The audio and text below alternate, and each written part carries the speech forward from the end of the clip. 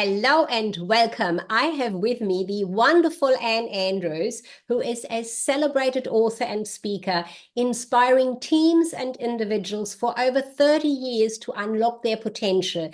And her book, Women Behaving Courageously: How Gutsy Women, Young and Old, Are Transforming the World, is such a powerful exploration of women stepping up, breaking boundaries, and creating impactful change. Hello, and so good to have you here. Hi, Sigrid, and thank you. Thank you for having me. I'm sorry I look bright red. I've just realized it's actually quite hot here and I haven't put a fan on. Anyway, Not to worry. That is what it's all right. that's what we are. So We're natural. It's just us. And I want you to tell us, to tell the viewers more about your powerful sharing and drive to bring women to be really in their own courage. What yeah, is that all about? Tell us more. it started, this whole women thing for me started many, many years ago, 30 odd years ago, when I was actually working in the corporate world. And I just did not fit in the corporate world. I just didn't have the values that they wanted. And so basically, I negotiated my own redundancy, which was quite courageous because I had two teenagers. I was a solo mum, but I just knew I couldn't keep on in the corporate world. And I'm not saying that the corporate world is bad for everybody. It was just not good for me. So I had now walked away from a very, very nice income and a company car. And now I was wanting to set up my own business, and I had nothing. I didn't have a car. I didn't have an office. I had no idea how I was going to start. I just knew I was passionate about teams. I knew that I could make a big difference to small to medium-sized businesses if they would just understand how I worked with teams. So until such times as I could get business work, I had to have an income. And so I started running workshops for women in the evenings, women who were older, who couldn't get a job, younger women who had maybe had their children and had never had a job. So I started running workshops for women, and it was just so fabulous.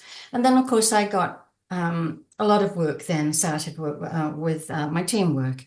And that kept me going basically for 30 years. And then, of course, COVID hit for all of us. And overnight, my business closed down because my business was live. I would be live with a team. And so it was like, oh, okay, what am I going to do now? So a neighbor, a female neighbor, shouted across the fence, had I written, and asked me, had I written any books for women in leadership? Because I've written a lot of books and they're mostly for the male market because that is pretty much who I work for. I written any books for women in leadership? And I said, I haven't. I actually haven't. But I've got nothing else to do. So I'll just go away and have a think about it. And what it got me doing was thinking about all the amazing women that had helped me through my journey into becoming, basically probably the best known team performance manager or consultant in New Zealand. And so I went back to think about, well, first of all, I thought about all the heroes I'd met, the female heroes. And then, of course, I highlighted 25 female warriors, which I will talk about in some of my video clips. But the big thing I thought about for me, which I now pass on to other women, is the ability to ask yourself really tough questions. Because it doesn't matter what we do, we either get very complacent at what we do, or we start to lose confidence, so we don't do anything more. We just do what we're doing, and you don't stay stagnant. Human beings, we're either growing or we're not growing. I won't say dying, but yeah, we're not growing. And so some of the questions that people asked me, the first question that somebody asked me, which blew my mind, was I was actually a personnel manager in a manufacturing plant. And I was asked what my goals were. I never said I didn't know what a goal I didn't know what goal was. I thought that was something you scored in a net at soccer. And my lovely manager, this was my performance review, my annual review. He said he just closed my file. And basically, he said, "Okay, well." go away and have a think about that. I thought, what a strange man. So anyway, I went away and thought about that. It took me about a week. And I thought, oh, okay, I've got it. So I went back to him and I said, I've got my goal. He said, okay, what is it? I said, I want to be a training manager for the company because I know that gets me a company car. And Right. he just left. So he said, okay, well, let's get started. And I became personnel manager and training manager. Cool. So then the following year, when it came to doing my review again, he asked me another horrible question. And he said, okay, so what's your what next? I went, look, I've just got this one. I've just got this one going. Could you give me a breather? No, go away and ask me about your what next. And that was so weird.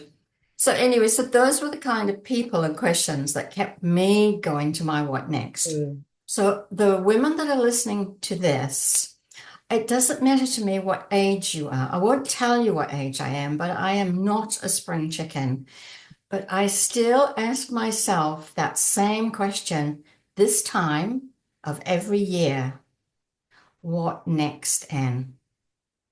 That is so wonderful and so powerful, Anne. And actually, that is a question I have not asked myself, but I can Mm, see the power of it. So I yeah, think that is absolutely exciting for everyone who listens and watches this video to good. take that on board, especially moving towards a new year.